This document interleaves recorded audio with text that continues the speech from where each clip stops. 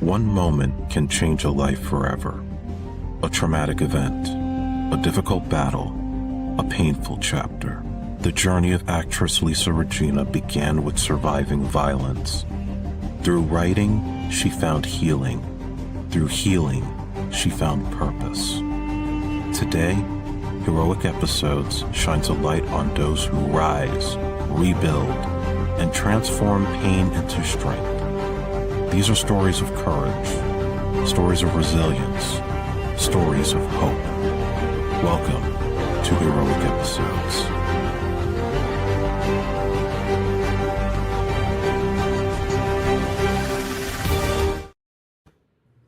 Hi, everyone. Welcome back to Heroic Episodes Live. We meet here every Thursday at 7 p.m. I'm Lisa Regina, the founder of the nonprofit A Right to Heal and the creator of Heroic Episodes. And every Thursday we meet with veterans, advocates, and artists, all who have chosen to create, to inspire, and to heal. And as a survivor, I know firsthand that storytelling can truly be healing, not just for the person who's willing to share their story, but for anyone who may be listening. And I'm joined every week with my dear friend, renowned photographer, author of Rock and Soul, associate producer of Heroic Episodes, and ambassador for Right to Heal, Barry Morgenstein. I love my titles. Good to be back. Good to see you. Good to see you, Barry. Yeah, looking forward to So another is it yes, is it storming where you are? It is, or it was. Yeah, it was pretty. All of a sudden, it got dark, and the rain started coming down. I was waiting for a blackout, but not yet. So we're good. No, not yet. Yeah. So yeah, we're doing good. So tonight we have a guest that is an award-winning documentarian, Nicole Emilio Casper. And I've seen her work, and it's really beautiful. I love everything that she's doing, telling veteran stories. And she has a docu-series, Resilience Warriors Rise. And Barry, you're meeting Nicole for the first time tonight. Yes, and absolutely. I'm going to bring her on before we don't want to lose her in a blackout. Yeah, exactly. Hi, Nicole. Hey, Nicole. Hi, how are you both tonight? Good to meet you. Good. To meet you too, yes. So Nicole, I was trying to remember. I'm like, wait a minute, how did we meet? On LinkedIn? We started chatting? Well, interestingly, I was thinking about that as well. Kim Westland, who I was introduced to several years ago through a family friend. She's wonderful. She introduced me to Barry because of his photography, and then you because of your film work and your organization. So yeah, and then of course we connected on LinkedIn. LinkedIn is nice. Something. Yeah. The name sounds familiar, actually. Yeah, you know Kim. Barry, you introduced me to her. I used to coach her young daughter. Okay. Yep, she's a Gold Star family as well. She's a Gold Star. Okay. Yeah. Okay. Wow. Well, Kim, if you're on listening, thank you for the introduction. Wow. I'm sorry to remember that. Wow. Mm-hmm. And Barry always connects me to amazing people, and I just want to put your company up there. So, Nicole, why? How did you get involved with interviewing veterans? Like, do you have military in your family, military background? How did this come about? Mm-hmm. Well, I guess like both of you, I did grow up in New York, and I grew up in an Italian family, and we had some great uncles, great aunts, and then my best friend from high school, she joined the military. So not until about 10 years later, when I met Christopher Casper, he joined the military after we had a baby, basically. And he just joined to pay off college loans from New York University, honestly.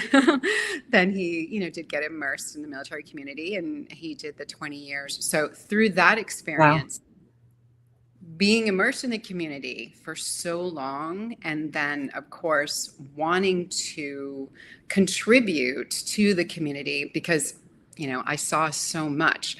I started out in broadcasting, radio broadcasting, but I knew I wanted to tell deeper stories.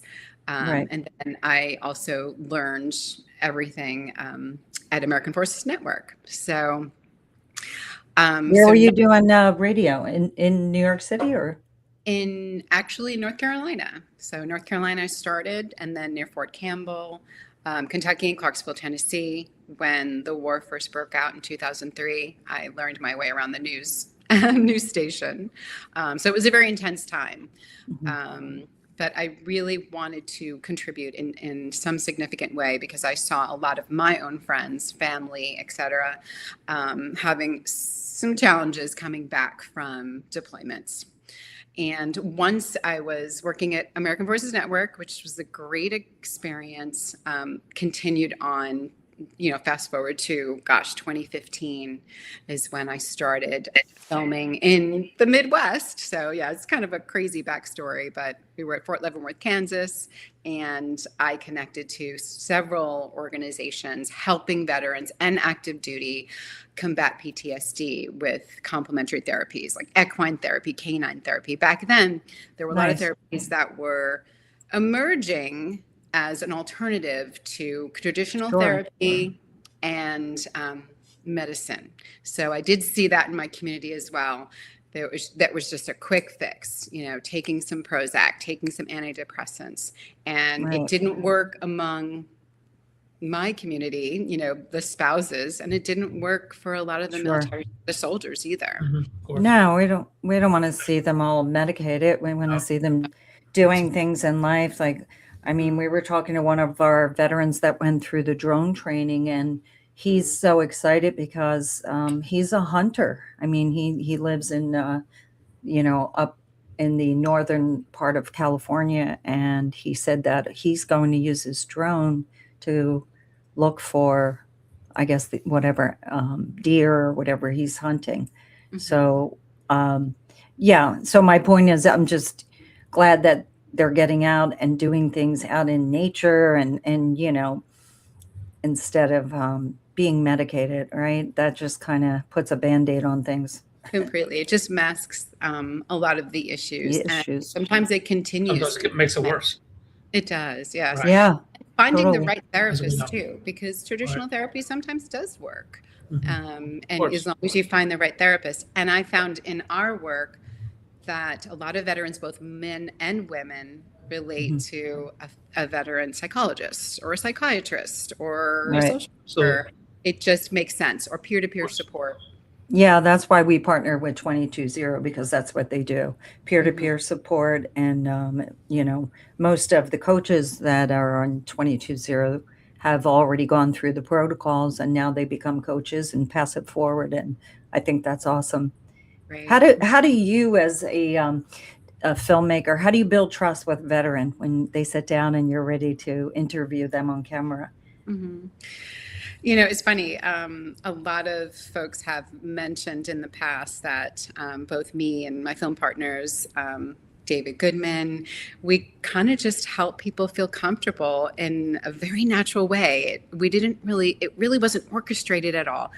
We have, we have tremendous empathy because both of us, again, have family and been immersed, and we really, really understand and really, really want to help. And we found that, obviously the small talk and really interested in their backstory, really interested in their family, really interested how they, join the military, honestly, authentically. I've always been a curious person about how one person goes from, growing up on Long Island to, living in Kansas City, I like to say Long Island. Long Island, right? I know that's an old joke, Long Island, but I taught classes all over, all the way out to Smithtown and Massapequa and Cold Spring and, Oh, very nice. So definitely, I mean, that makes sense because, anyone that is meeting you, we can pick up on truth. And when you really care, like Barry has, a lot of veteran friends. And when you genuinely care, they pick up on your truth. Right. So, definitely. And I think we feed off each other too. sometimes it's very emotional. It really is very emotional every time Yeah. we meet someone and hear their story. And sometimes I'm at a loss for words. I don't even know what to ask next. And then, David will jump in and he'll ask something, amazing and really connect as well. It ends up being very therapeutic for everyone in the room as well. Sure. Tell us about, I was telling Barry a little bit about, Resilience Warriors Rise. Can you tell us a little bit about that docu-series? Where are you with it, and how many interviews do you have in the can, and what are your future goals? Sure. Well, I guess a few years back when I first met you, I definitely had a lot in the can, and now we have even more in the can. So we had a goal to interview men and women who have served, maybe even some, active duty soldiers as well, and, in different, branches as well. And we ended up interviewing, probably at least 30 military veterans and active duty and some nonprofits as well in this area and then beyond. Great. Through the journey, met some incredible, veterans on LinkedIn. Mike Myers, who is the founder and commissioner of the Military Basketball Association, he reached out and we started to chat over time. And I visited him in Philadelphia at the VA. He had a meeting there, and then he had his tournament in Philadelphia, and I went to one of his tournaments, and it's incredible what he's doing, and that's a separate story as well. But yeah. He did want us to produce a documentary on the Military Basketball Association a few years back. But in that process, he kind of, sat back and he said, there's another story. He never talked about his military story. I almost thought, he had, no challenges, and he just had a wonderful 20 years and left. And, right. He was well dressed and, wore this. Maybe initially that's why he reached out to you and started connecting, because he probably had that story in him, maybe, and he wasn't sure if he wanted to share it. Yes, yeah. Sure. So we had more conversations, and he introduced me to Dale Keel, who was his commander when he deployed back in 2006, 2008, excuse me. And then it just kind of blossomed from there. He introduced Barry. I was just going to say thanks for Dale Keel. Barry and I really enjoyed talking to him. He was great. Yes, that was a great interview. Such a great guy. Yeah. Absolutely. Yes. It must have been great to interview. Oh my gosh, yes. Yeah, I can imagine. And it was so incredible. I mean, we interviewed probably 30 plus men who Mike deployed with, 20 plus years ago. Right. And it was just incredible to hear all the different perspectives. And that was the missing link with resilience, is that we really wanted to know that dynamic. We wanted to know how they related to each other, in wartime, in combat, and what exactly happened, all the details, and the resilience aspect of being in combat too. So Dale, I'm sorry. Despite the sacrifices and building relationships and a lot of trauma, obviously. Mm-hmm. Yeah, I was just going to say Barry and I really enjoyed it. He's like he's a storyteller, and some people naturally are, but what do you do when you have a veteran that sits down and they're not a storyteller and they're maybe just opening up for the first time? How do you keep it flowing and get them to open up to you? Because I remember, and I always say this, the first interview that I ever did with a Vietnam veteran, he just looked at me and said, "What the F do you know about Nam?" And then it wasn't until I talked about my assault that he built a trust, a bond with, and then opened up. And then his wife wound up saying, "Wow, he never told me that." So, how do you? Completely. I think it's just a delicate balance of asking the right questions and the personal questions. I actually did interview a Vietnam vet several years ago around COVID time in South Carolina, and it was hard for him to open up. And he was just very methodical in his answers in terms of what his mission was. And until I think I asked about his family. and how his wife, reacted to him when he came back, and he got sick, sadly. So once he started talking about that, I felt as though he opened up a little bit more. But I also preface, the statement with, you don't have to divulge what you don't want to talk about. You don't have to discuss, whatever you feel comfortable with.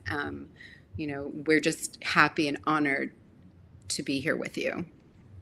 So Barry was asking me, like, where can we see Resilience Warriors Rise? Because he would like to, see your work as well. Absolutely. Okay, well, we have 1,000 trailers.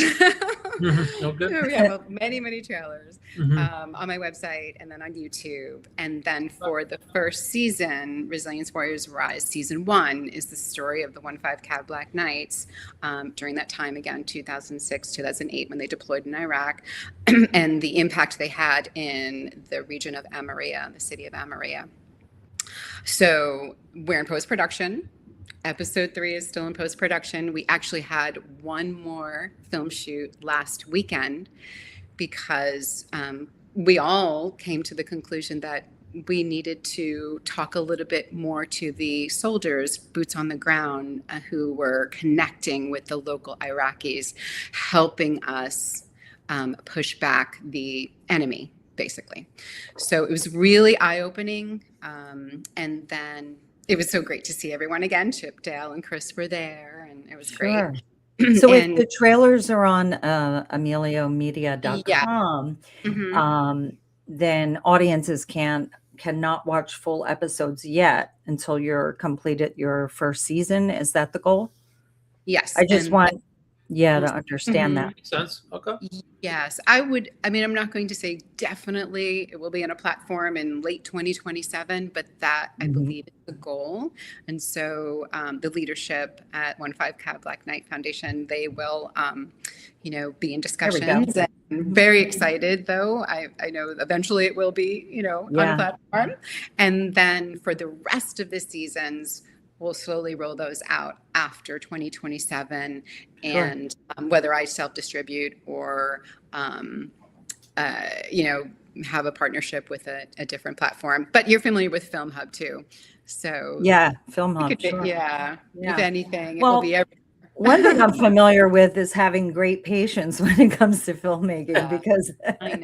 right, Barry, it takes forever, and you have to enjoy the process because you don't have any other choice. So you may as well, and if you enjoy the process, your passion comes through in every episode, really. So yes, and we have a wonderful partner and editor, Jack Sawyer, who is phenomenal and talented, and I have no doubt, that with my entire team that it will be a great series. It will be a great. How do you raise the funds? Because isn't that the question that always comes up, right? Crowdfunding, I guess, donors, sponsors.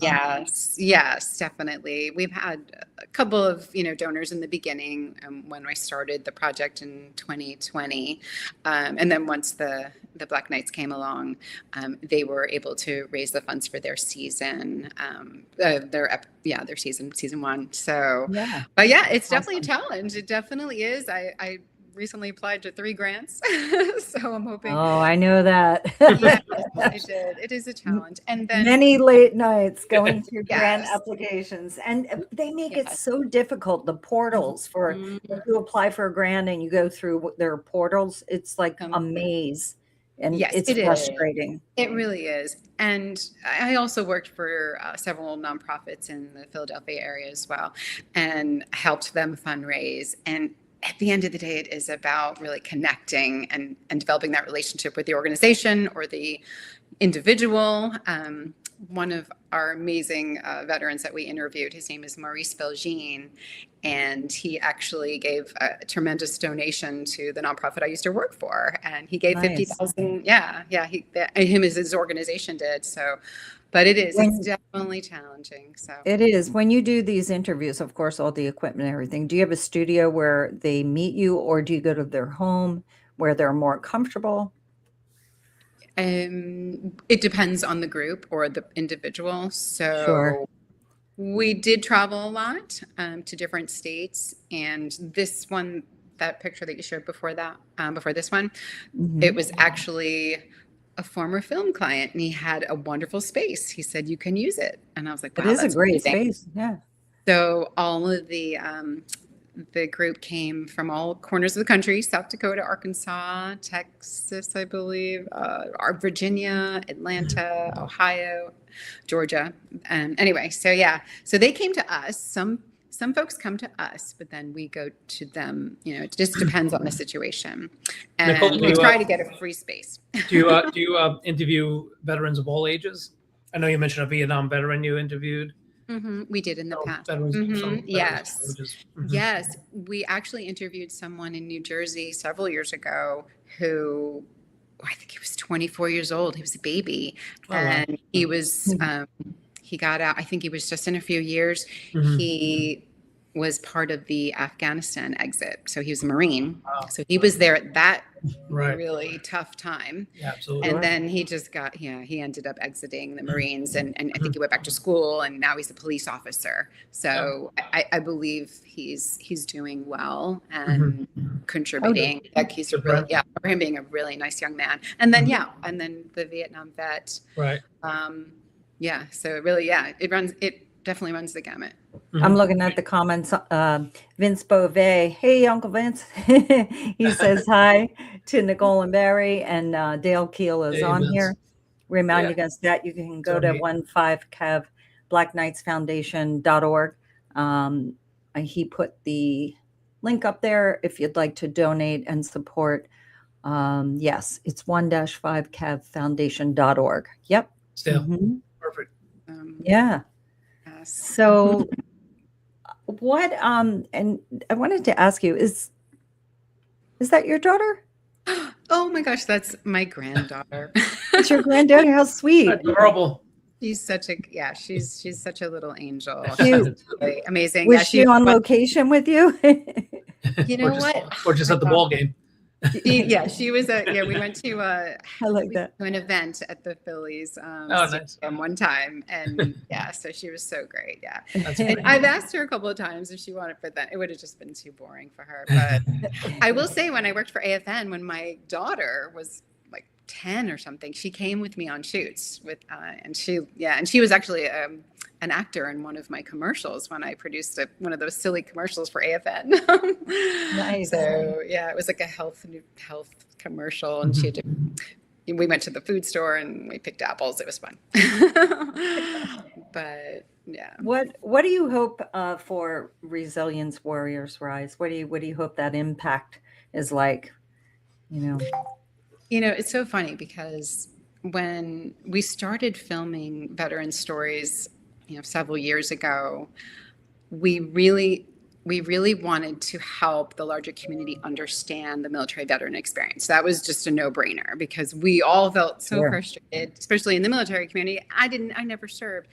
And leaving that community, a lot of civilians just don't understand. So I was like, all right, we have a goal to help people understand the challenges and sacrifices and dispel some myths, that the military Sure. is just the last resort if you have bad grades from high school, or the really true heroic stories and the reasons for which someone joins the military. And it's just so extraordinary and admirable and honoring, and we wanted to share those stories with the world. And Yes. then some other kind of goals and missions started popping up in terms of helping people tell their story and how healing it is. And then how a lot of the veterans reconnected, whether they were, Right. same team like the 15cav, they're reconnecting and building those relationships again and telling those stories again.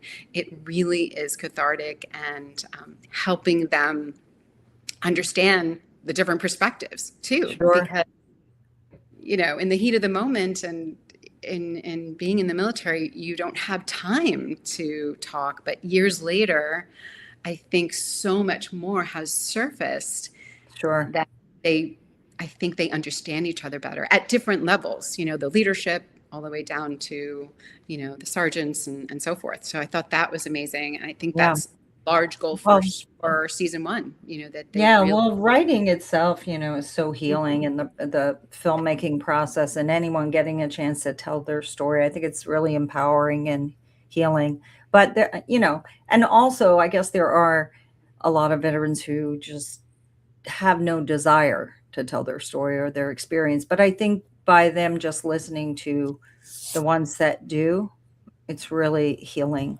definitely on many levels. And Mhm. for the family, because you Yeah. a lot of the family members, the spouses, they just didn't know about certain things. And sometimes in an interview, something will come out that they're hearing for the first time as well. So, Yes, yeah. definitely. Yes. But is there one story that just you constantly think about, you know, that kind of blew you away? I mean, there's so many amazing stories, right, Barry? So many Yeah. veterans that, I mean, And they're all different, but they're just all so fascinating. They, And you just think, it's amazing we have these heroes among us that will do this for us. So that they're just all amazing. yes, yes, and bringing up the drone training again, because we were out flying the other day and on Tuesday, and this one combat veteran, he kept thanking me for the drone program, and he kept saying, "Tell your team, do they know how grateful I am? I love this. I love this." He was just having a blast flying the drone, and he was going over. We were near Ben Franklin Bridge, Philadelphia, and it was just an amazing setting. And he must have thanked me 10 times. And I said to him, "No, Bill, thank you." Thank you for what you've done, what you've sacrificed, your service. And he kind of got, very humble, very shy about it. And I said, "No, no, no, thank you." And so I don't That's think, usually how it is with veterans. Very humble, yes, very, or very maybe embarrassed, when we thank them or sort of call them a hero. They're like, no, no, no, I'm not a hero, even though they yeah, are. yes. definitely. I think that, there's a few stories that stand out, but since, we're kind of immersed in these stories, season one, they're always on my mind, and I'm always learning something new. And I'm just, just enamored by where a lot of the guys have come from, even, their upbringing to where they are now, and a lot of the trauma we've learned too happened way before the military. And even a lot of the women veterans that we interviewed, same thing. Some of the women that I interviewed, and then some of my, my best girlfriends, what they went through. Sure. It's incredible that they're still standing, let alone, running companies, CEOs of companies, and just doing amazing things. Well, don't you think that, anything that's challenging, anything that's painful that you're able to heal from and overcome, don't you think? And it just gives you, I don't know, not just character, but strength to endure, like beyond what you thought you could. No, I agree. Mentally, I think this group is the strongest group I've ever known. Even there was one Marine that we interviewed years ago who literally joined after 9/11. Two of his cousins died. They were first responders in New York City. Oh, wow. And he left college and he's like, "That's it, I'm going." And Wow. he was a Marine, and he spent 20 plus years. And he also had a traumatic upbringing in New York City. And his backstory is incredible. And then in the Marines, he had some trauma even before he deployed. But yet he kept going, and he was so resilient, and he's still resilient. He was working, I think he might still be working there. His name is Robert Vincent Oberg. He worked for Booz Hamilton, a huge company. And he just went through so much. And Wow. it is just so incredible. So Yeah, we were interviewing Oz, Mark Geist, and Guys, yeah, guys, and what he went through. I mean, when I was watching the film, 13 you hours. know, 13 hours, yes, and that severe injury to, I mean, his whole body, but his arm hanging off, and then still fighting. Right. And do you remember, Barry, when I asked him, I said, like, how do you do that? I guess your training kicks in, and Right. and he said, yeah, definitely. He said, I couldn't leave the rest of my Right. guys at risk if I Mhm. didn't continue. Like, Right. put And them. he mentioned his faith too had a lot to do with it also. So it's faith, his courage, and commitment to his Yep. teammates for sure. Yeah, his story is just mind-boggling. Amen. It's just Yeah. incredible, Yeah. and such a humble guy, humble warrior, but just amazing Mhm. what he went through. Yeah. Yeah. Well, everything you're doing, Nicole, it just really is like the common thread of writing and healing. Our nonprofit, A Right to Heal, Heroic Episodes, which is a dramatic narrative series, not a documentary, but still based on true stories. I feel like we will continue to talk for a long time, and me, Barry, I'm always thinking like Yeah. we need to work together. There's Absolutely. such alignment here. Yeah, Yes. I can see you guys working together.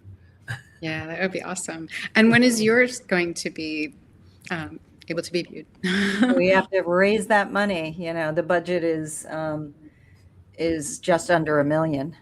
So applying for grants, the real big grants now, we tried the smaller grants just to kind of really to build our skill set with writing grants, because it is a very specialized area, and we're able to build our team too. Perry is a grant consultant that we brought on. So it's been a slow process, but we're getting there. And now the bigger grants, like the 700,000 or the 1.2 million, now we're going after the bigger money, because the budget is is close to $1 million. So you have to go after the big fish, the big money. Definitely. Yeah. And that's, getting over the misconception that you can just pick up a camera and go shoot, one camera and everything's good. What cost $1 million? Yeah, the good thing is, though, we did partner, I think I told you, with a lot of nonprofits in Philadelphia, New Jersey, IDEA Performing Arts, and the Lighthouse Youth Center in Kensington, and Temple University. We have some scholars there. And yeah, so like all that building takes time. It does. It does. It takes months, before you realize it's like, wow, I've been working on this, like, 6 months, and then before you realize it, you're like, okay, it's been a decade. It's been over a decade. We're still building it, Yes. Yeah. I had a friend a couple of years ago. She said it took her 9 years to finish her series or something. Wow. 9 years. I was like, I was wanting to finish in 2025. Yeah. Wow. Well, it always winds up taking longer and costing more. It just does. Yeah, completely. And life happens. I have my granddaughter to take care of, have, different jobs here and there. And then a lot of people work full time, and then they do this, kind of part time. So, but. Exactly. Yeah. I remember years ago, I met Tony Goldwyn, the actor. His family, the background is Goldwyn Mayer Studios. Oh, well. Yeah, and I guess that was his great grandfather, Goldwyn. And so when I met him, it was an independent film that he produced, and we were talking afterwards. And I said, Tony, how long did it take you? Like, you're a name in the business, Goldwyn, holy cow, And he said, no, it took me like 8 years. And I just looked at him and said, okay, well then it'll take me probably 4 times longer, because if you're in me and it took you that long, Right. Wow. Oh my goodness. Wow.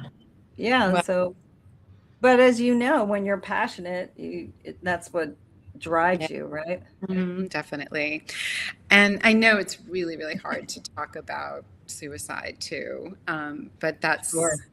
one of the goals as well. It's like we want to prevent suicide. It's just happening too much at all, at different ages as well. Yeah. So, Numbers and are this way too high. helps. Yeah. What's Excuse me. that, Barry? I said the numbers are way too high. They Oh, way really- too high. So, Yeah, they yeah. really- It's they frightening. It's frightening, and such a Mhm. shame. Yeah. And And who? I was going to say younger soldiers and veterans are Right. dying at an alarming rate. Mm. And interviewing a lot of the Military Basketball Association young men, such strong men, again, just Right. amazing backstories and what they're doing in the organization and the military, and then as veterans in their communities, extraordinary. But they also Yeah, it's incredible when they come Yeah. home, they continue to serve, and most of us don't even hear about it or know about it, right? Mhm. completely, yeah. And then they talk about how they lost friends in high school or in their 20s from suicide. So they're Yeah. literally pushing on and helping others stay alive sometimes, really. And Yeah. sometimes it's, as you know, it's chemical. We interviewed someone at West Point several years ago. Wonderful story. Picture perfect life. He went to West Point. Hmm. There was just something wrong internally, and he needed medicine every day. He Right. batted those suicidal thoughts. He had 2 friends from West Point that killed themselves, and they never deployed. Wow. Oh, And Wow. one was a colonel. oh my God. And he says this in the interview. So it's just incredible. He is also a basketball coach. He coaches his son, and I think out in Ohio, and Yeah. they win all these championships. He's still on his mental health journey, and he's helping others stay alive. Yeah. Wow. Wow. Amazing. Yeah. And it's something that doesn't, I mean, whether you're in a leadership role as a colonel or, someone who's younger and doesn't have that many years of service, it doesn't matter, it can happen to anyone. And well, I think Resilience Warriors Rise is definitely a way to raise awareness and tell their stories, honor our veterans. And I think what you're doing is great. And I think it will help, empower the veterans and definitely heal. And I just want to put your link up there, ameliamedia.com. And of course, also to see your trailers. Mhm. And can they donate on this website, or should they go to One Cav to donate? I'll have to check. I'm sorry, but definitely on 15 Cav. I don't know if I have their link on mine. On Yes. my website. I probably should put it there. Yeah. Yeah, you should Yes. connect everything, right? Yes, definitely. Nicole, did you say how many episodes you were looking to do? Total? For the entire series? Right. Oh gosh. No. Well, for Black Knights, seven. it'll be 5 episodes, possibly Okay. 6. Who knows? But Okay. 5 episodes right now. Right. But for the Oh, rest of yeah. them, there's 5 more seasons. So Oh, wow. there's Wow. at least 4 in each season. Okay. Oh, There's that's going to great. be one that will highlight just women. Oh, great. Oh, nice. Mhm. Yeah. Mhm. Mhm. So Can't wait Yeah. to see. Well, yes, it'll take yeah, time. we're looking forward to it.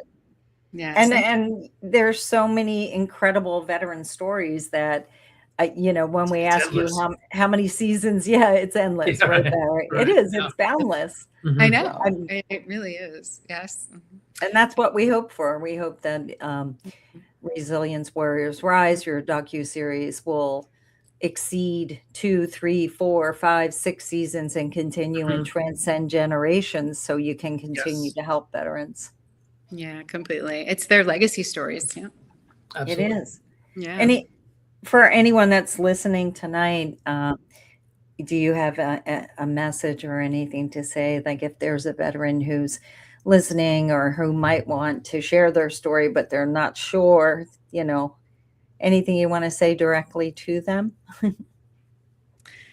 I would say that because there were several who came to us years later and said they didn't want to tell their story, and then they finally were ready.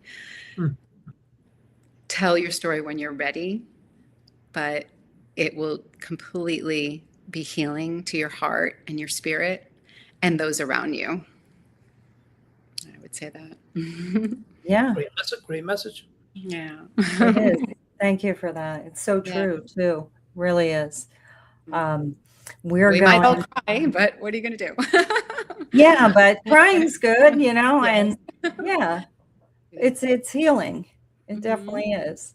Yes, I'm definitely. going to leave that up there for anyone that might want to donate, and we appreciate you making time. What do you have on your schedule coming up? When's the next shoot interview? Oh my goodness. Well, I was just chatting a little bit with Mike Myers, and I hope soon. Yeah, I mean, it might be in the fall, but then it might be, more towards the winter. So, but we'll probably go into post-production for that series, for the NBA series, probably in the winter. But in terms of another interview, probably not until the fall or the following year, because we're really trying to hone in on this post-production. Sure, post-production. That's fun. Do Mhm. you do the editing, or you have someone else that's working with you? I have Jack who's working with me, and I definitely supervise, and I do produce all the trailers, and I definitely do a lot. I guess. Oh, there's a fly. But Yeah, Dale says, Nicole, David and Jack are doing a phenomenal job. oh, thank you so Yeah. much. Was this Oh wow. Oh General yes, Petraeus. yeah, that was General Was Petraeus. it? Oh, nice. How Can you was tell that us a little interview? bit about that? Yes. Oh my That's goodness. fascinating. Yeah, so that was last spring. Oh gosh, was it last spring? All my years are going together, but that was down in Virginia at I think it was his golf club. It was a beautiful, beautiful golf club, country club. And I was nervous. We were nervous, as David and I drove down there. It was only about 2.5 hours. And he was just wonderful. I mean, he was so on point. He remembered everything. He was so obviously very articulate, and he explained everything just amazingly. And he was so down to earth and casual. It's interesting because when we were stationed back in 2002 to 2004 at Fort Campbell, he was the general there. Oh, wow. And I remember that. Specifically. And I had told him that on LinkedIn when I reached out, and I was just like, I do remember, those times, and thank you for what you do, et cetera. And it'll just always be a special time in my heart, that Sure. time. That at must Fort have been a Campbell. long interview because It was. But he only had 1 hour. Actually, he only had 50 minutes. Oh, wow. Yes, it was very short because he has a very tight schedule. I'm sure. And but again, yes, it went very nicely, very smoothly, and I was very, very happy that he was very down to earth and just very personable. And Actually, I met the general once myself, and exactly, he was so nice and just down to earth. That's the best way to describe him. He just very Yeah. humble and down to earth. Nice. Good guy. Mhm. That's it. I love hearing that when Yeah. someone is, I'd love you to know. hear that interview. Yeah, At yeah. that I always kind get of- nervous, interviewing a general, and sure, I'd my be nervous too. Yes. Oh my gosh. My best friend, when I was earlier, I was saying my best friend joined the military to pay for college at Rutgers University, Dina Delora, and she met her husband there, and they're still in the military, and he's a general. And so, but he's so down to earth, and he has a similar mindset to General Petraeus. Just he's Yeah. he's great. He's a great person. And Chip and some others, Chris Rogers actually worked with Tom Felty. So it's just so interesting. Like we were all connected too. It was Yeah. so Well, when they need to be a general and they need to be in that mode, they kick ass. And when they're, Do you, But guys, do, you it's guys, nice- do you guys want to hear my funny General Petraeus story? When I Yes. did meet yeah. him. Just that. Yeah. So when I met him, it was at an event. A buddy of mine took me. He's military, and he took me to this big. It was a General Petraeus was the main speaker. So we all got in line to get our pictures taken with him and his lovely wife. And so it's my turn. I'm all dressed up in my suit and tie. I come up to him. He had this big smile. He turns me around and starts adjusting my collar and my tie. And I'm like thinking, oh my God, General Petraeus is fixing my tie. It's like, and then luckily my friend was taking that. I have a picture of it too. But it was just such a surreal moment because I felt like I'm like in the middle. The general is checking the troops and he's fixing my uniform. So it was a very funny and like a nice. You stand he at just had a attention big and smile. salute Yeah, exactly. him when he was done. It was like Yes. I know it was a great moment. It was like this very Oh, surreal. you Just gotta showed how send me that kind he was, picture. and he just I will. I'll send you the picture. Actually, it's very funny. Right. Oh, wow. So anyway, that's my General Petraeus. That is, oh my gosh. That's a good story. I love that. Yeah. Yeah. So when we reach out to him, I'm going to tell him that story. Yeah, exactly. Knowing him, he probably remember it too. Right. Yeah. We'd like to interview you. Yeah. Do you remember when you fixed Barry's tie? exactly. Right. Exactly. That's so funny. So before we wrap out, anything you'd like to promote or leave us with, Nicole, because we want to help you and get the word out about Resilience Warriors Rise. We also want to get the word out about the 15cav Black Knights Foundation.org for any donations and support. Yes, definitely. I'm sure I mentioned this earlier, but I guess I do want to reiterate that not many people know what the military experience is and is like. And until you see that and experience it, whether it's through film or personally, when you meet someone and hear their stories, it is just incredible. So it's a vehicle to help people understand, and it's just incredible. It's extraordinary, and it's not only the war stories. It's the everyday. It's what they Sure. accomplish. Awards and accolades, okay, but it's that direct impact day to day with their teams and their units and their companies and how they impact each other's lives in such a significant way, whether it's personal, educational, spiritual, psychological, financial, anything. Sure. Once you're in the military, sometimes I regret I didn't join. Once you're in the military, it's like you have your brothers, you have your sisters. There, it's Nothing like it. thicker. It's thicker than blood, or whatever that saying is. Yeah. Yeah. So, Yeah. Your friends for say that. life, your family for life. And Mhm. I just love that. And I want the world to know, that about our military men and women who served our country, served us, and gave Yeah. up so much for us. So, Yeah. such selfless individuals, Yeah. really. One more thing. The Military Basketball Association, incredible stories and what they're doing to help men and women in every aspect. Sports I never is knew big. there was a military Yes. basketball association. I Yes. saw that on your bio, and I was curious what that was exactly. Yeah, yes. I mean, there's 50 teams across the country. There's teams in Germany, and there's several women that came for the championship game in Colorado and Colorado Springs when we were filming there. Is it Incredible. wheelchair basketball as well? Or No, but yes, I know about that. Yes, I Yeah. definitely.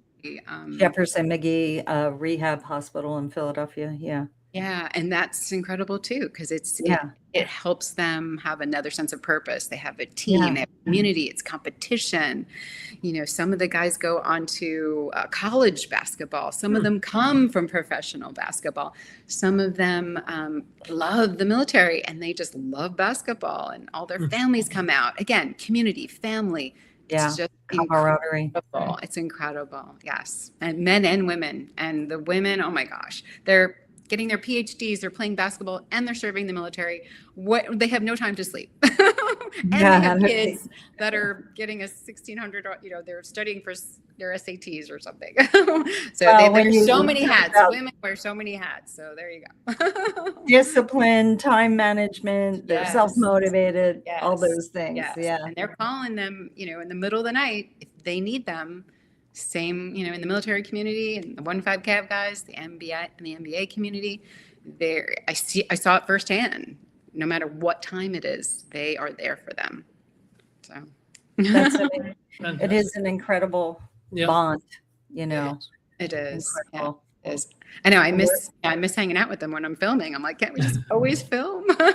Yeah.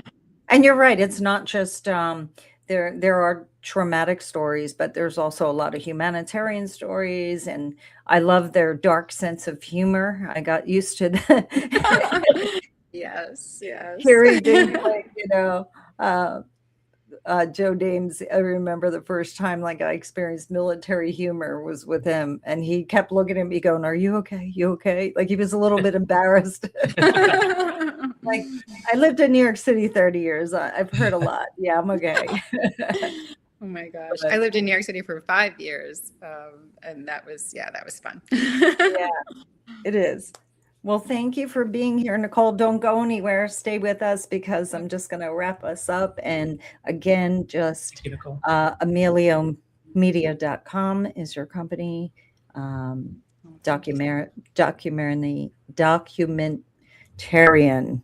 Spit it out. No, I get it.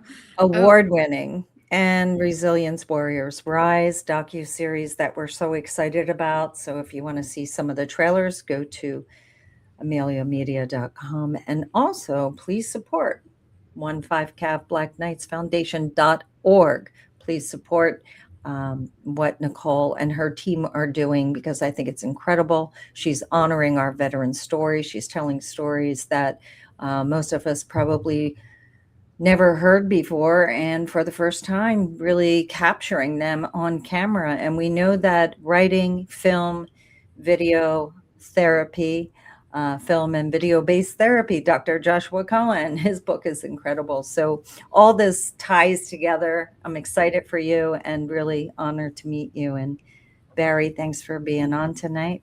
Great to meet you, Nicole. Thank Yeah. you. The Great. great work you're doing. Can't wait to see the finale. The final part. Yeah. Thank you so You were much. great, really. Thank you for Thank you. joining us. Thank you so much. And I need a headshot. You know where to find me. I would love There it. you go. Yeah. Kim Yeah. keeps telling me, If she's you're- like, your pictures are horrible, Nicole. You need a Oh, headshot okay. from Barry. And I was like, I know.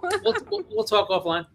Yes, Yeah. I'll connect both of you and we'll talk backstage. So hang out. Yes. Thank you so Exactly, much for having me on. Thank you. And thank you for what you. you all do as well. Thank you so much. Thank you, God everybody. bless you. God bless everyone. Thanks for tuning in. Those that were listening and making comments and being supportive. Thank you. We'll see you next Thursday, 7 p.m. right here on Heroic Episodes Live. Thanks, everybody.